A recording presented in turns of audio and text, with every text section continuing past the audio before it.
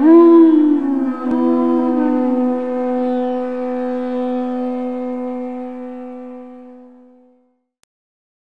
Namo Bhagavate Vasudevaya. Om Namo Bhagavate Vasudevaya. Om Namo Bhagavate Vasudevaya. Chapter 2, text number 57. So text number 57, page 131. Ya sarvatam vishnehas. Ya sarvatrana vishnehas. Tatad prapya subhashubham. Tatad prapya subhashubham. Nabhinadati nadveshti. Tvasya pragya pratistita. Ya sarvatrana trabhishnehas. Tatat prapya subhashubham. Nabhinaditi nadveshti. Tasya pragya pratistita. Word for word. Yaha, one who. Sarvatra, everywhere.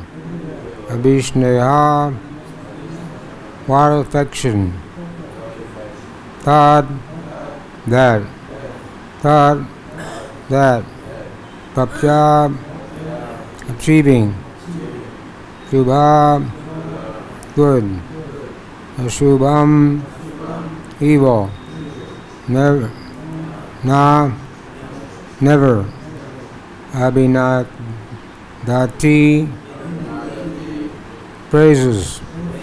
Never. Presti, envies.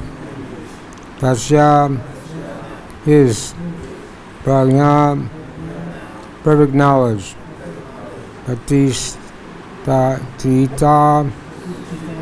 fixed. Translation purport by His Divine Grace, A.C. Bhaktivedanta Swami Prabhupada. In the material world, one is unaffected by whatever good or evil he may obtain, neither praising it nor despising it, is firmly fixed in perfect knowledge. Please repeat. In the material world, one is unaffected by whatever good or evil he may attain, neither praises it nor despises it, firmly fixed in perfect knowledge. Purport. There is always some upheaval in the material world which may be good or evil. One who is not agitated by such material upheavals, who is unaffected by good and evil, who is to be understood to be fixed in Krishna consciousness. As long as one is in the material world, there is always the possibility of good and evil, because this world is full of duality. But one who is fixed in Krishna consciousness is not affected by good and evil, because he is simply concerned with Krishna, who is all good, absolute. Such consciousness in Krishna situates one in perfect transitional position called technically samadhi. Text 58 says, one who is able to withdraw his senses from sense objects as a tortoise withdraws its limbs within the shell is firmly fixed and perfect consciousness.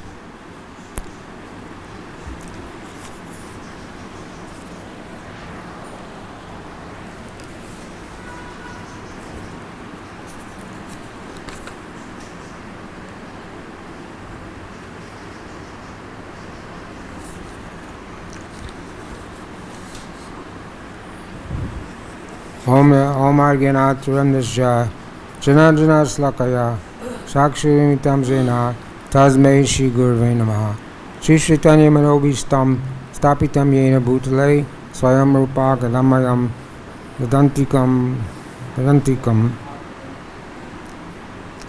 Manchakopa Trivya Vipasindhu Vevacha Varnam Pavnavyo Vaishnavyo Namo Namaha Shri Krishna Chaitanya Prabhu Nityananda, Sri Advaita Gadadhar, Sri Vasudeva Gaur Bhaktivinoda. Hare Krishna, Krishna Krishna, Hare Hare, Hare Rama. Translation once again. In the material world, one who is unaffected by whatever good or evil he may obtain, neither praising it nor despising it, is firmly fixed in perfect knowledge.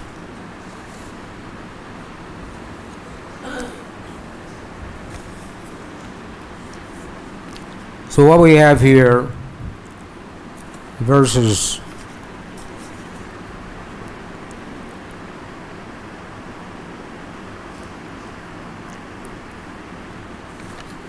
beginning with 54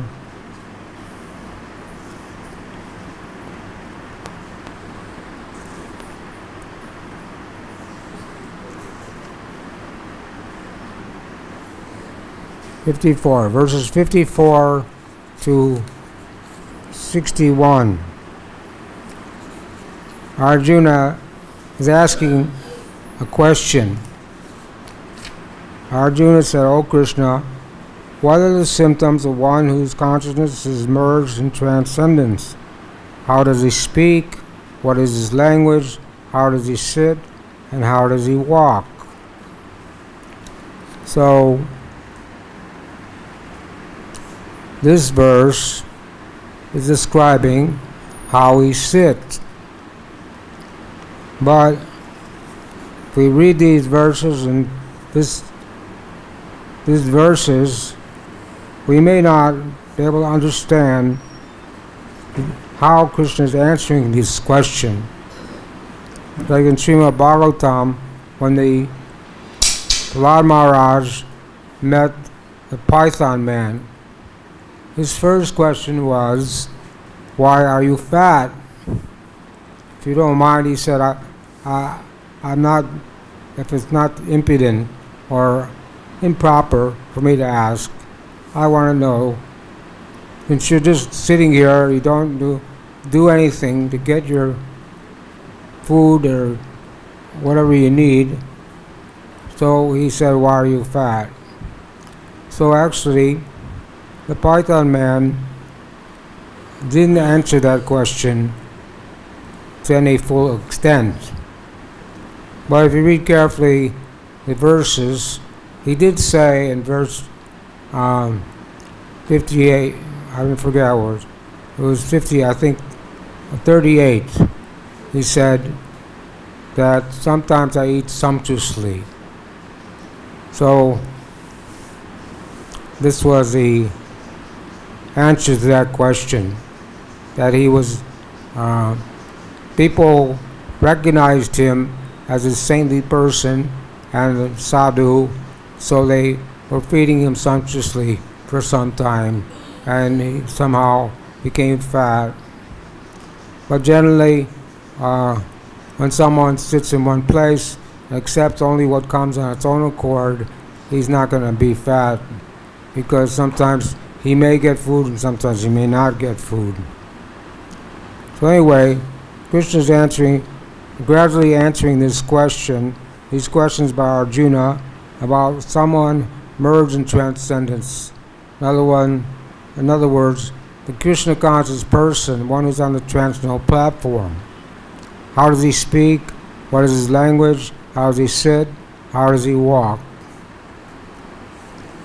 So, it's not easy to recognize a pure devotee of the Lord. One time, Mukunda said to Gradar Pandit, there's a pure devotee here in Navadvipa. I want you to meet this person. So his name was Pundarik Vijayanidhi. So they went to see Pundarik Vijayanidhi. And when they came to see him, he was looking like a material sense enjoyer. He had very nice clothes, his hair was combed nicely, he had a beautiful bed, he had so many paraphernalia. So Radha Pandit was confused.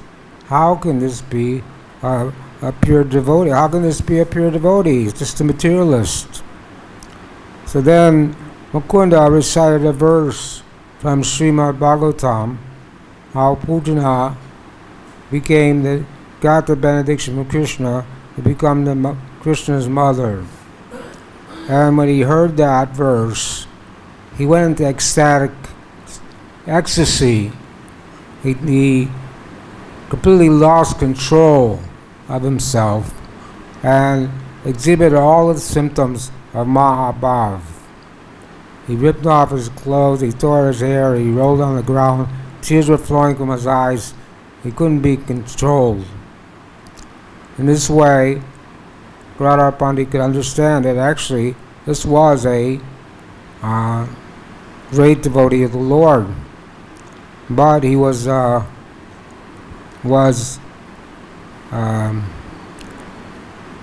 somehow he was incognito. He disguised himself. Sometimes devotees do that so they don't get to avoid the public or avoid praise. It's like Gorkashore Das Babaji would sit next to the latrine in Navadvip because it smelled bad, because people were bothering him. He didn't want people to bother him, so he sat in a filthy place. But it didn't diminish his position of being a pure devotee. So in this way, we're talking about the Sthitidi Muni. The Sthitidi Muni, it means one who's fixed in knowledge of Krishna consciousness, as aloof from the material world.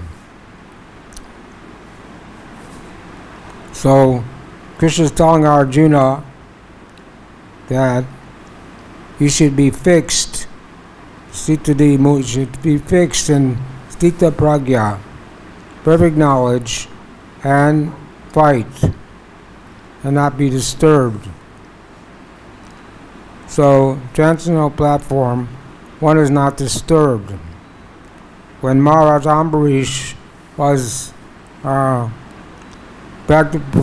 observing Ekadasi and Dwadasi for 1 year, Durvasa Muni happened to come on the day of Dwadasi.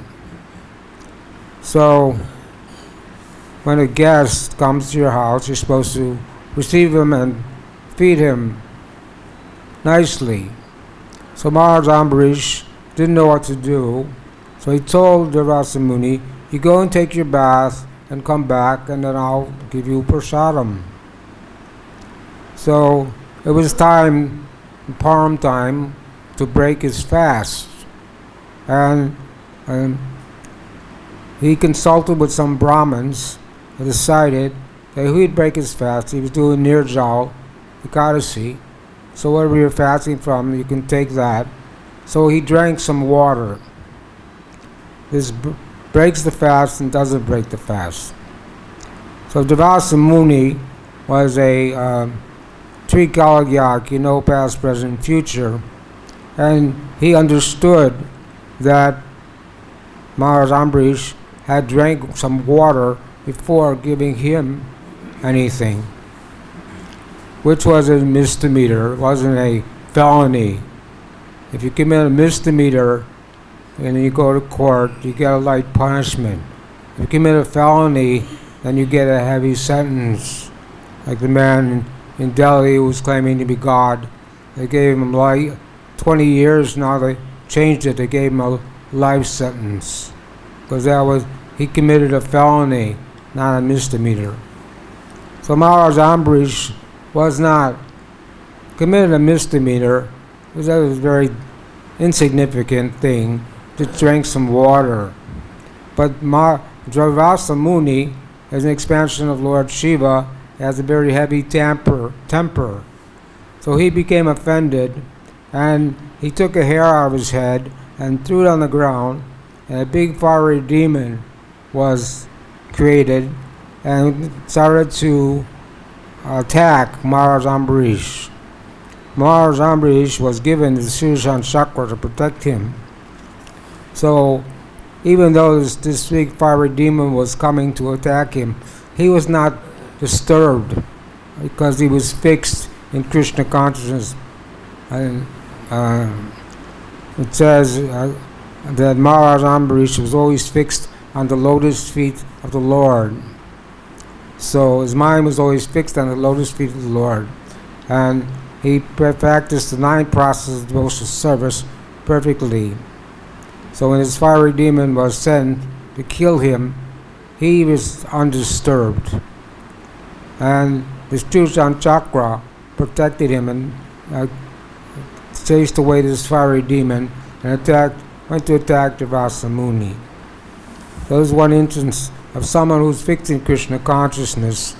He was not disturbed, even though a fiery demon was ready to destroy him.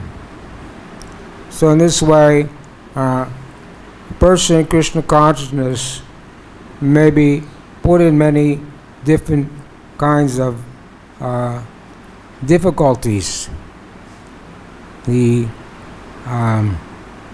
So here,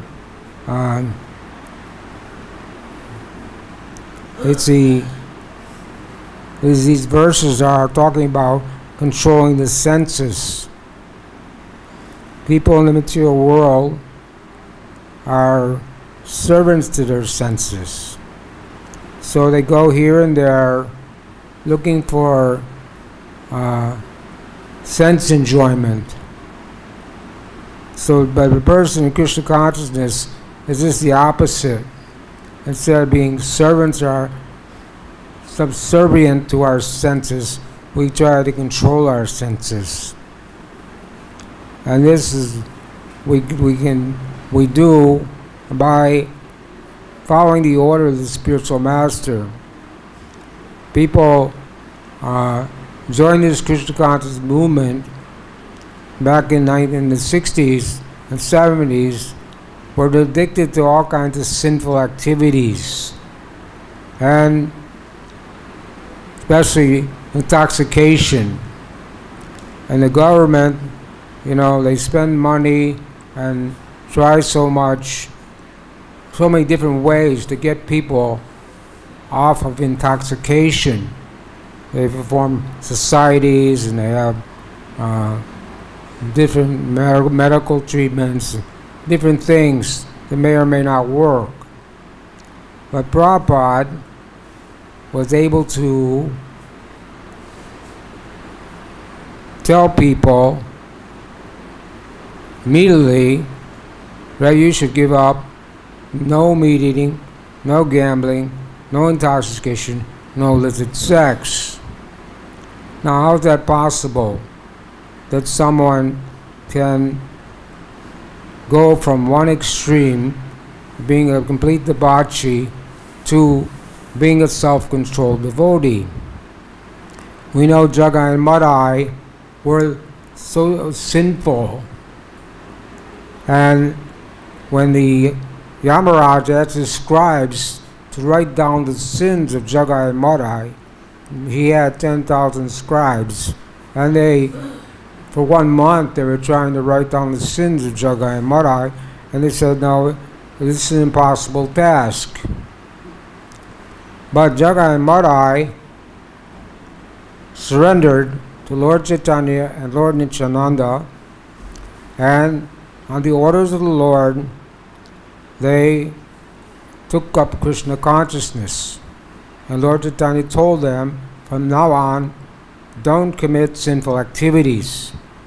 So they went from the worst kind of drunkards, worst kind of sinful persons, to chanting 2 lakhs of the Hare Krishna Maha Mantra every single day.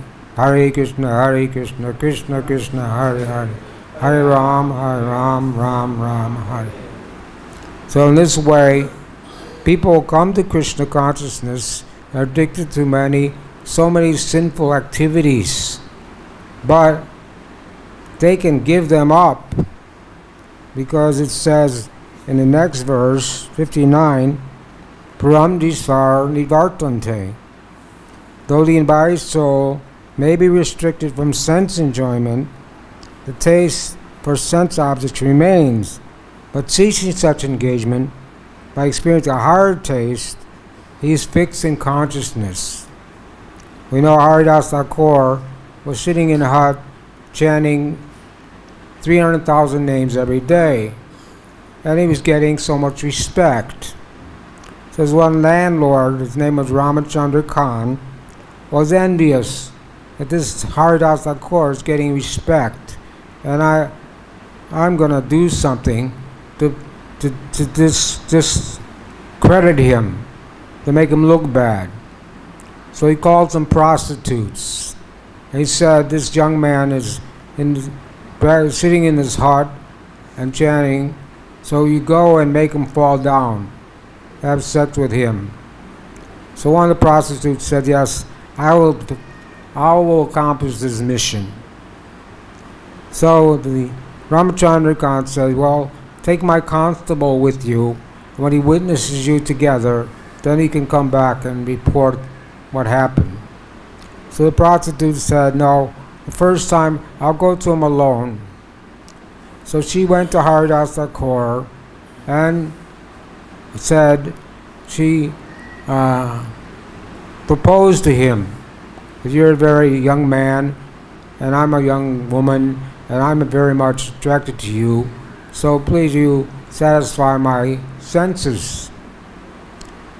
So Haridas Thakur said, I will definitely fulfill your desire, but there's one problem. I've made a vow to chant 10 million names every month, or 3 lakhs every day. So I have to finish my rounds. When I finish my rounds, then I will satisfy your desire. So he said, just sit down here next to Tulsi and wait. So she sat down and listened to Haridas Thakur chanting his rounds for one night. Then she came back for the second night. So Haridas Thakur said, oh, well, it's too late now. I couldn't do anything. I couldn't satisfy you tonight, but you come back tomorrow night. So she came back for the second time, and the same thing happened. So finally she came back for the third time and admitted that she came sent by Ramachandra Khan to make him fall down, break his vow of celibacy. So this is an example of someone who's fixed in Krishna consciousness. So not only did she repent, but she asked Haridas Thakur to also initiate her and make her a devotee. So Haridas Thakur told her, you give away all your possessions, keep only one cloth, come here to this same hut, worship Tulsi, and chant Hare Krishna. So she did that, and then Haridas Thakur said, I knew from the very beginning that this Ramachandra Khan was just a foolish person, and I knew why he had sent you here to make me fall down. But instead, I'm leaving this place now, and you stay here and practice Krishna consciousness. So she did that, and she ate very frugally. Eating very frugally means you take 1/2 prasadam, 1/4 air, and 1/4 water.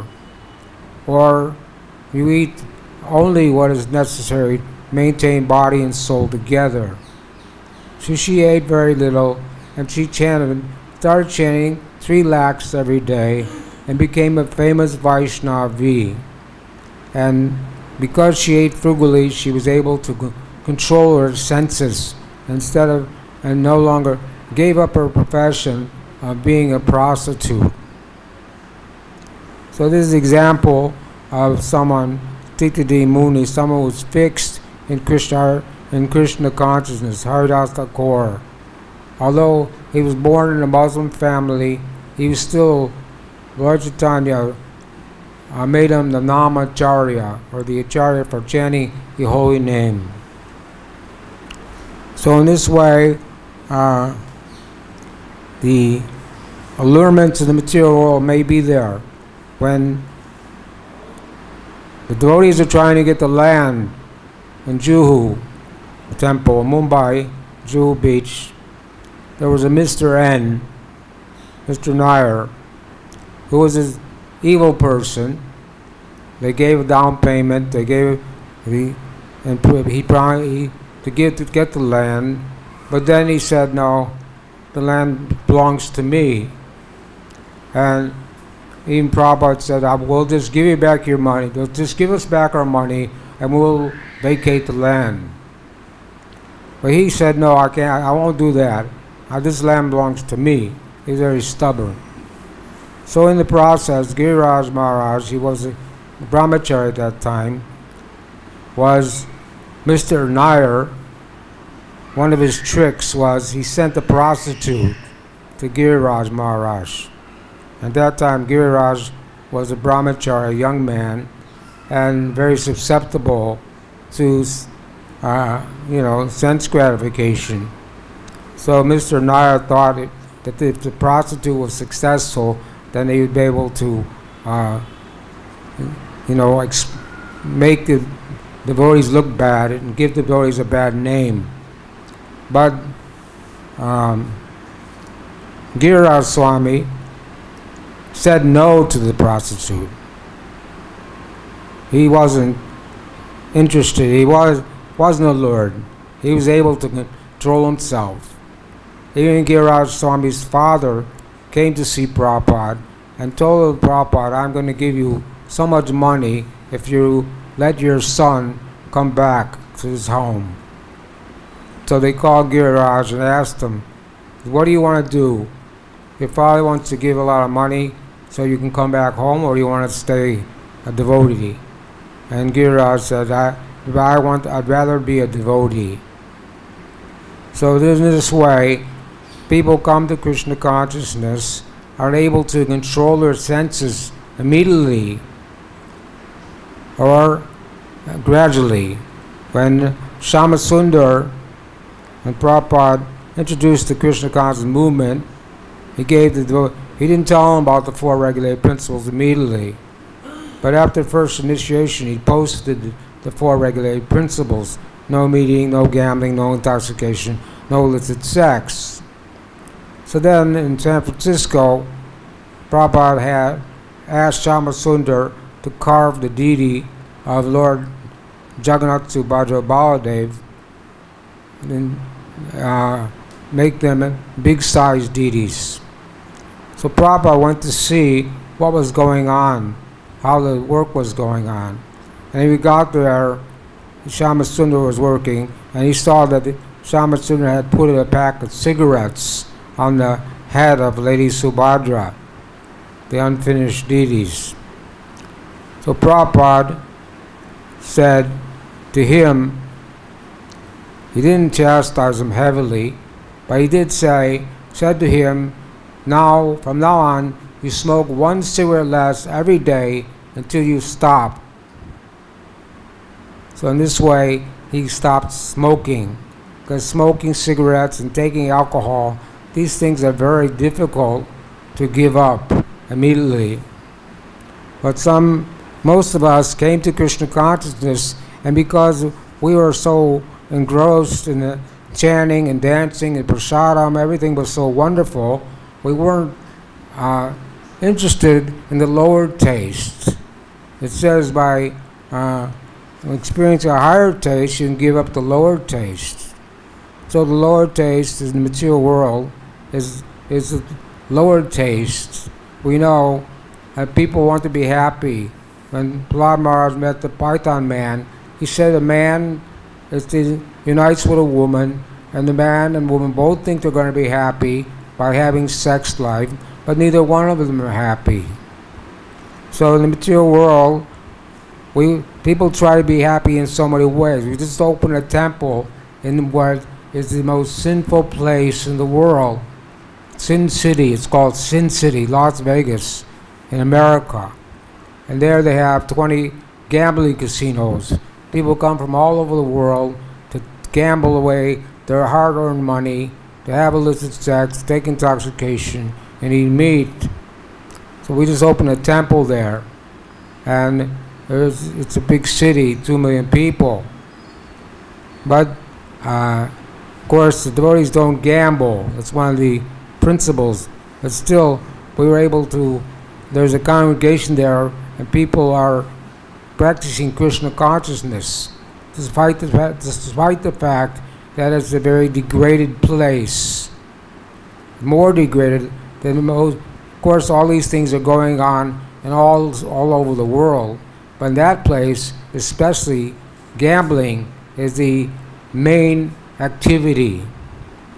So people go there all year round with their hard-earned money, thinking that I'm going to win a big sum of money so I can retire and live comfortably the rest of my life. But in most cases, people end up losing all their money and then spend the rest of their life lamenting, why did I do that? So it doesn't work. They want to get the higher taste, they want to enjoy their senses in the wrong way. So here it says, good and evil. One time the gopis wanted to defeat Rasa Muni. So went to the Yamuna to go across Yamuna. Rasa Muni's ashram was across the Yamuna. And the Yamuna was very rapid, heavy waves, and there was no boat. So the gopis said to Krishna, how are we going to cross the Yamuna? So Krishna told the gopis, you tell the Yamuna that Krishna is a brahmachari. So, the gopis laughed. How's this possible? He's always with us women all the time. So they went to Yamuna and they said Krishna is a brahmachari. And the Yamuna parted. They walked across the Yamuna and went to the Rasa Muni's ashram and fed him a big feast. And then when they had to come back, the same problem. The Yamuna was moving very fast. There was no boat. They didn't know how to get across the Yamuna. So he asked the Rasa Muni, what should we do? He said, tell the Yamuna that the Rasa Muni only eats dhruva grass. So they said, how's that? You just ate a big feast. We don't understand. So they said that to Yamuna, and the Yamuna part, they went back to the other side. So in either case, Krishna may have his Rasa Leela. Krishna may have performed his Leela, Parkiya Ras, different rasas, has the Rasa dance, but he's never under the control of his senses. It's not sense gratification. Krishna never loses control of his senses. This activities is completely on the transcendental platform. In the same way, Rasa Muni never enjoys his senses. His senses are always fully controlled. It may look like they are these activities. People may criticize Krishna and say that he's doing immoral activities by dancing with other people's wives in the dead of night. But Krishna is never in the modes of nature and never does anything for sense gratification. So this is how you can say Krishna is a brahmachari, because his dealings with the gopis is not on the material platform. So Prabhupada said that we should read Srimad Bhagavatam. Everyone should read Srimad Bhagavatam, but you should read it systematically, starting with the first canto to the 9th canto. Then you can read the 10th canto and read the Krishna book and read Prabhupada's explanations of these things. Then you won't be misunderstand and thinking that Krishna is dancing with gopis is like an ordinary ballroom dance or ordinary affair. So in this way, by following the 9 processes of Krishna consciousness, Shravanam, Kirtanam, Vishnu Smaranam, then our senses can be controlled. It says that we should 24 hours a day remember the pastimes, name, form, quality pastimes of Krishna. So it says that remembrance, Shravanam, Kirtanam, Vishnu Smaranam, is the chief of all the 9 processes.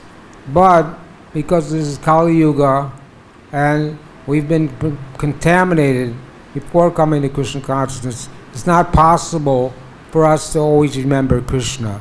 Krishna says, Mamana Bhava Magbhakta, always think of me, become my devotee, worship me, offer respects to me. So our mind is flickering. The mind is our best friend or worst enemy. So at any moment your mind can be distracted. We're trying to chant japa and the mind's thinking about so many different things.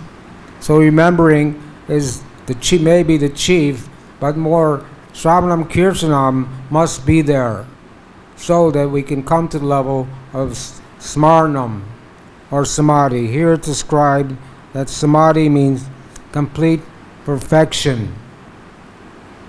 A person situated in Krishna consciousness is in Samadhi, meaning he's never disturbed in any situation. So here it says, in the material world, there's always upheaval, good and evil. So the devotee, there was one king, he went out hunting, and he got his thumb cut off. So he went to his advisor and said, I got my thumb cut off, what do you think about that? He said, this is Krishna's mercy. So he said to his advisor, you're nonsense, go to jail, put him in jail. So they put him in jail, and the king went on hunting again, and this time he was caught by some dacoits who wanted to make a human sacrifice to Goddess Kali. They do that. Even nowadays, they sacrifice animals, even human beings, to Goddess Kali, get material benedictions. They think Goddess Kali is pleased with such things. So they went to sacrifice the king, but then they saw that he didn't have his thumb. So they said, we can't sacrifice this man. He has to have all his limbs. So they let him go. So the king went back to his advisor, called him out of jail. It said, now I can see that what you told me, that this was Krishna's mercy. But I put you in jail. How's that Krishna's mercy? He said, because if I wasn't in jail, I would have been with you, and they would have sacrificed me to Goddess Durga, or Goddess Kali. So in this way, a devotee accepts all happiness and distress as Krishna's mercy. Tate nukampam susukshamano bhujan evatma kritam vipakam read Bhagavad Vir Vidahan Ham Namaste Jiveta Yo Mukti Pade Sadayabak. My dear Lord, one who earnestly waits for you to bestow your causeless mercy upon him, all the while patiently suffering the reaction of his past misdeeds, and offering respectful obeisances with his heart, words, and body, is surely eligible for liberation, for it becomes his rightful claim. So whatever happens to a devotee, if he cuts his finger, I work in the kitchen, sometimes I cut my finger, sometimes I burn my hand, so many things may happen. But Krishna is minimizing my suffering. When I cut my finger, I know that I was a sinful person, and that I should have cut my arm off. There's one man that coming every day to the temple, he doesn't have any legs. Somehow he had an accident or whatever, and he lost his legs.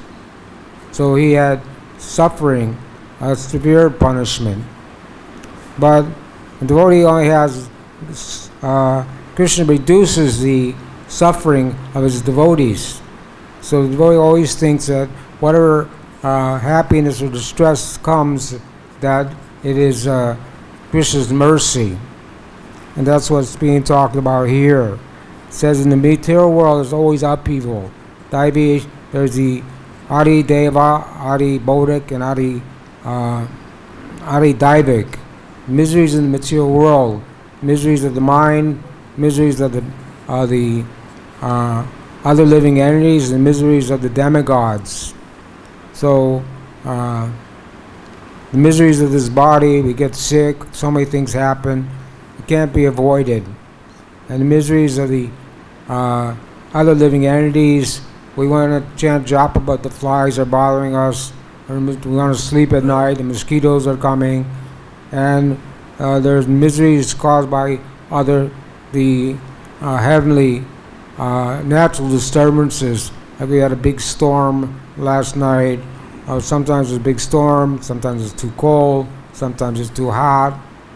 In this way, this is the nature of the material world. There's always some upheaval, always some trouble, always some kind of suffering. So devotees accept all these things and go on with our practice of Krishna consciousness as much as possible. And understand that everything is the mercy of the Lord. So in Krishna consciousness, we have the do's and the don'ts. So Nectar Devotion is describing the do's and don'ts. You can read that very carefully.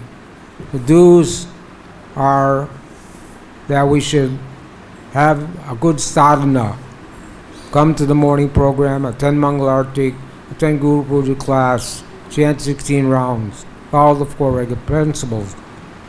The don'ts are not to do these things. Also, in Nectar of Instruction, Rupa Goswami gives us the do's and the don'ts. Ajahara prachascha pajapa nigramagaha jana sangascha loyam cha sadbir bhaktir vinashati. So these are the don'ts. One's devotional service is spoiled when he becomes too entangled in the 6 activities: eating more than necessary, or collecting more money, more funds than required. We just read in Srimad Bhagavatam the verse that says householder should only accept whatever money is required for keeping the body and soul together. You should not try to collect more funds than are necessary. And eating more than necessary, we should only eat Krishna Prasadam at regulated times. We shouldn't eat anything out, so we shouldn't eat in restaurants, we shouldn't eat in an airplane, we shouldn't eat it on the train, we shouldn't eat any food that's not offered to Krishna, and we should eat at regulated times. This way we can control our senses. Sarira Vitajal, we practice prayer that the tongue is the most voracious and difficult to control. But by taking Krishna Prasadam, we can control our tongue. So we want to be careful not to eat more than necessary. If a person becoming fat, then Prabhupada says that Bhaktisiddhanta didn't like to see his disciples fat, and that being fat ruins one's Krishna consciousness and blocks one's ability to understand spiritual knowledge. So if you eat too much and you're getting fat, it's not a good sign. It's a bad sign. It means you're not advancing in Krishna consciousness. So one should be very careful to only eat what is required, enough to keep body and soul together. Over-endeavoring for mundane things that are very difficult to obtain. That means one should not be ambitious to build a skyscraper building or something like that. But this does not include a temple. Building a temple is not an over-endeavor. That is wanted. Where temples are wanted to spread Krishna consciousness. Talking unnecessarily about mundane subject matters. So, we have the internet. Not only talking, but you can use the internet for Krishna consciousness, or you can also see people spend their day on the computer looking at the different things, and they see something that they think is interesting, but it's a mundane thing. So this is unnecessary, which pollutes our consciousness by hearing about mundane things that are not Krishna conscious. One devotee was watching television, and I told him that this is not proper. Watching television is not part of Krishna consciousness. And Prabhupada says in Isha Upanishad, this one activity should be avoided. So I said, which one of the 9 processes of devotional service is watching television? He said, watching them. He couldn't be convinced that watching television wasn't good. But here it says that one should talking mundane things that are unnecessary, are very difficult. Talking about unnecessarily about mundane subject matters. So not only talking about them, we should not hear about them either. So when you're watching television, it means you're hearing about mundane things, commercials, this, that, and everything, which has nothing to do with Krishna consciousness, which pollutes your intelligence. And when you try to chant your japa, if you're watching television every day, you're going to think about what you saw on television instead of Krishna. Practicing the rules and regulations only for the sake of following them, and not for the sake of spiritual advancement, or rejecting the rules and regulations of Scripture, working independently or whimsically.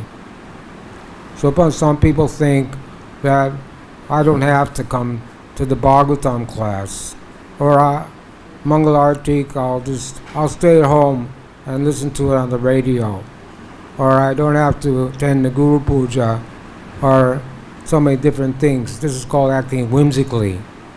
Before they invented the computer, before the internet, devotees would come regularly, all the temples in America, all over the world, all the devotees would come to the morning program. They couldn't listen to it on the radio or on the internet, so there wasn't any room for acting whimsically. But nowadays people have facility to act whimsically, and this spoils their Krishna consciousness. Associating with worldly minded person not interested in Krishna consciousness and being greedy for mundane achievements. This is called pratishta, or profit, adoration, distinction. This is also called subtle sex life. So these things, 6 things should be avoided. These are the don'ts. But there are many other don'ts, but these are given here. And the do's are being enthusiastic, endeavoring with confidence, being patient, acting according to regulated principles such as Shravanam, Kirtanam, Vishnu Smaranam, abandoning the associated non-devotees, following the footsteps of previous acharyas, These 6 principles undoubtedly assure the complete success of pure devotional service. So we should do the do's and avoid the don'ts, and this way we become Krishna conscious.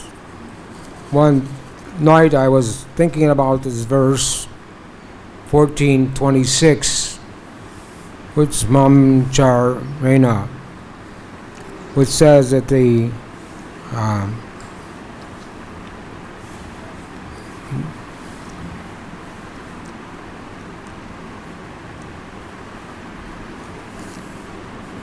Mamchayo Bacharena bhakti-yogena sevate sargunam samtichaitam brahmabhuya kalpate. One who is engaged in full devotional service, unfailing in all circumstances, who once transcends the modes of nature and comes to the level of Brahman. So, Baladev Vijayabhushan gives his commentary on this. He says that by worshipping the lotus feet of the spiritual master, which we do in the Mangalartik, Samadhi Mangalartik, Vande Guru Shri Charanarambindam, and Guru Puja, Shri Guru Charana Padma, Kevala Bhakti Sadma, this helps one develop a service attitude and keeps one pure. And he says, by doing this, by being dedicated to the lotus feet of the spiritual master and serving him with our body, mind, and words, that this will free us from the glue of the 3 modes of material nature. So the living entity, when we come in the material world, we're bound up hand and foot, and he says glue, it's like super glue. If you put super glue on your hand and it gets on your fingers, you can't get it off. It's very difficult to get it off. So we're all glued to the mode of goodness, passion, and ignorance. But by taking seriously to Krishna consciousness and worshipping the spiritual master and praying for his mercy, praying for the mercy of Radha and Krishna, Gauranitai, Krishna Balaram, then we can come to the level of Shuddha Sattva, pure goodness, and not be influenced by the lower modes of nature. So here this verse says, in the material world, one who is unaffected by good and evil, he may obtain good or evil, he may obtain neither praising it, he may obtain neither praises it nor despises it, is firmly fixed in perfect knowledge. So in the case, Shanadapi Sunichena, Jorapi Sishana, Manina Mandina, Kirtani Sadari, one should think oneself lower than the straw on the street, more tall than the tree, and devoid of all sense of false prestige. This way the monk can chant constantly. So if one is humble and meek, has this attitude of being humble, then whatever happens to him, he will always remain fixed in Krishna consciousness. This is the level of Nartana Vritti. When we come to the platform of Nartana Vritti, we give up all unwanted things. So, of course, it doesn't happen overnight. It may not happen, but Kripasiddha, it was given Mragari the hunter. He was half killing animals. Narada Muni came there, said, "What are you doing? Why are you doing this?" So, well, I get great pleasure in doing this. My father taught me to do this. So Narada Muni told him this is sinful, and he showed him all the animals that he killed are going to come back and kill him in the same way. So he became a little thoughtful about what he was doing.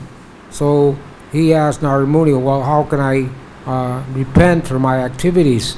So Narada Muni said, well, first you have to throw away your bow and arrow. He said, well, if I do that, how will I maintain myself?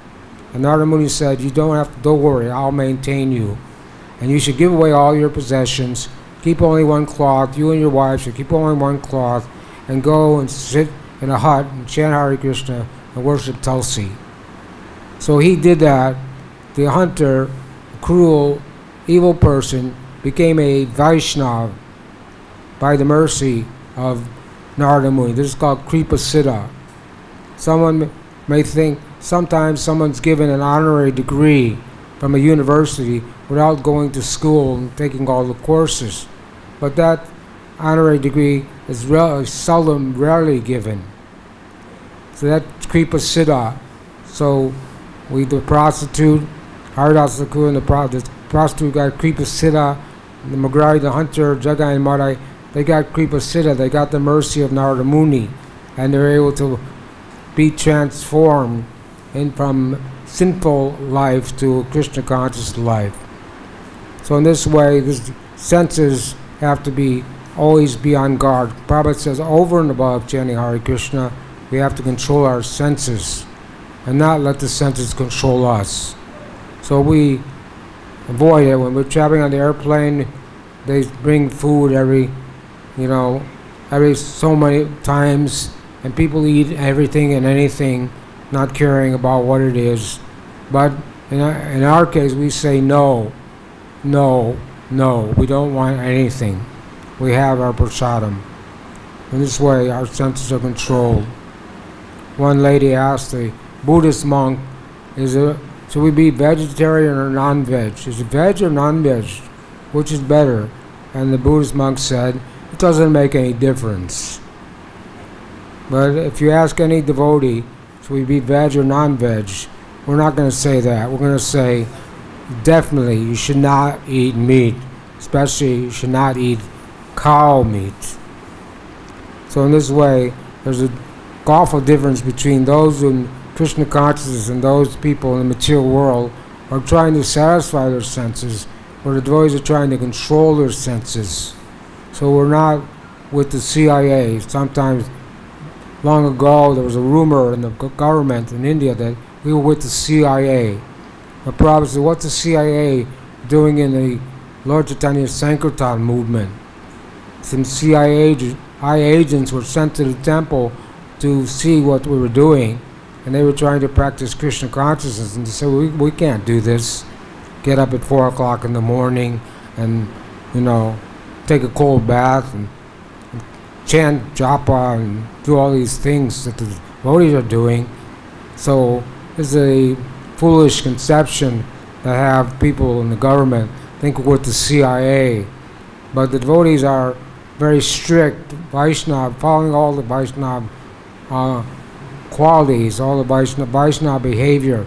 So they should not be so foolish to think that we have anything to do with politics or government, but this is a spiritual organization, and we're meant to bring about a revolution in this society, in this misdirected, misguided modern civilization. So we'll stop there. Anybody have any comments or questions? He has a question.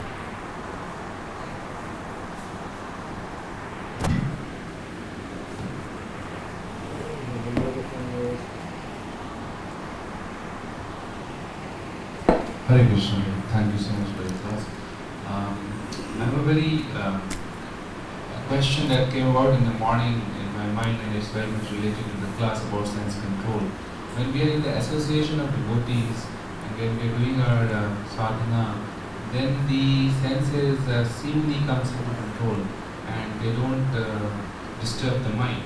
But sometimes when as a grahastha we are working in outside world, and we have some lack of associations, we then suddenly feel that all the desires emerge in the mind, and suddenly we feel that senses are going out of control. Of course, you don't act on it, but there's a whole force that you have to subside, and artificially somehow you have to go back again in the association of devotee to get in the better shape.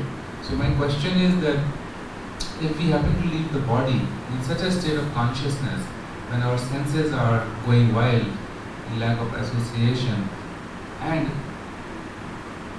if we leave body, otherwise when we in the association of devotees, when we seemingly feel, maybe not 100%, but senses are controlled, is the result going to be different in either case? Will the result will be different for the soul?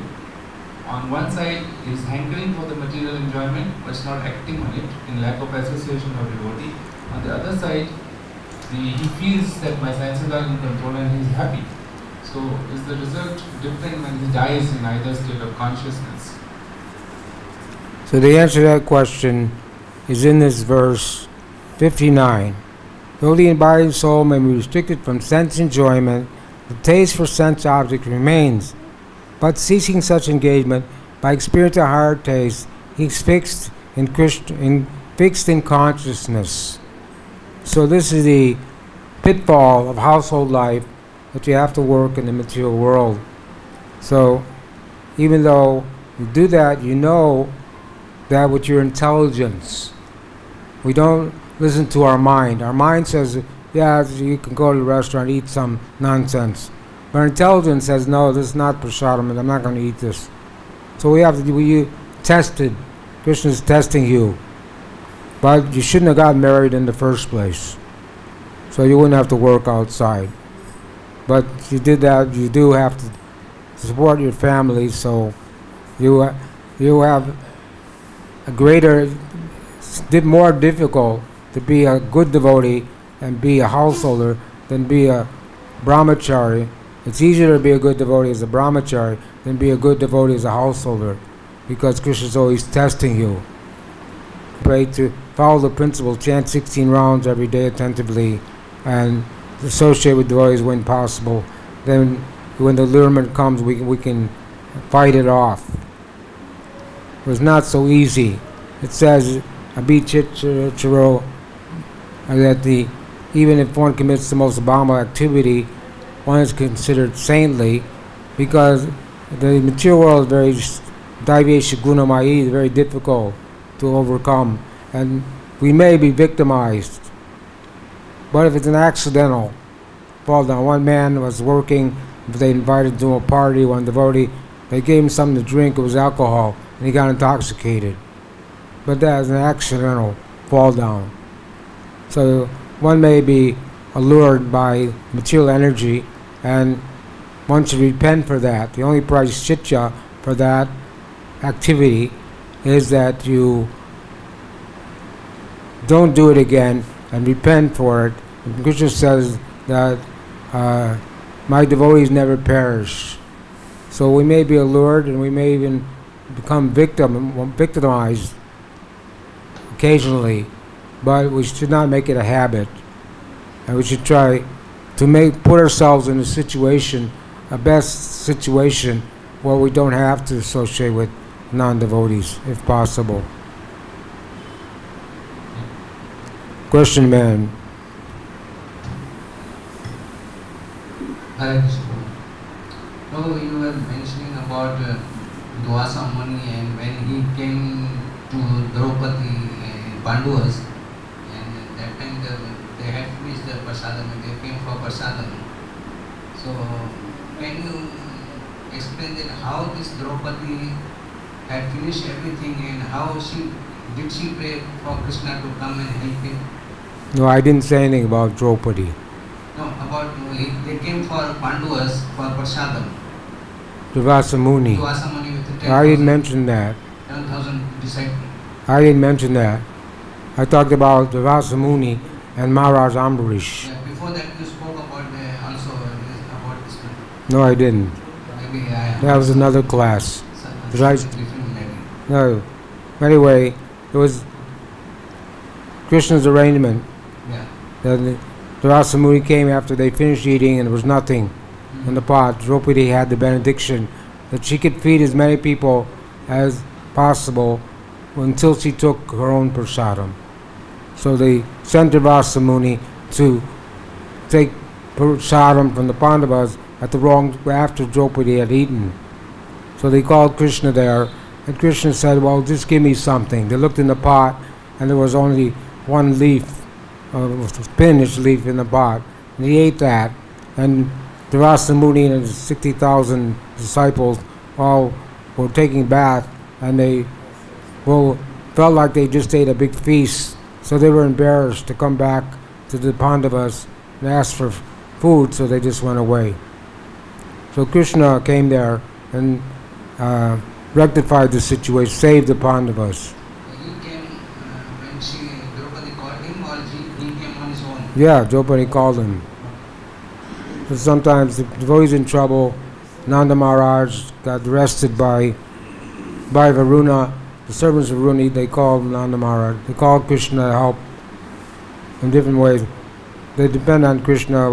We can call out to Krishna when we're in trouble, or chant in the Shringa prayers. If some danger is there, we can chant in the Shringa prayers. Pray to Lord in the Shringa for protection. Any other questions? Alright, Srimad Grantaraj, Bhagavad-Gita ki jai, Srila Prabhupada ki jai, Gaur Brahmananda.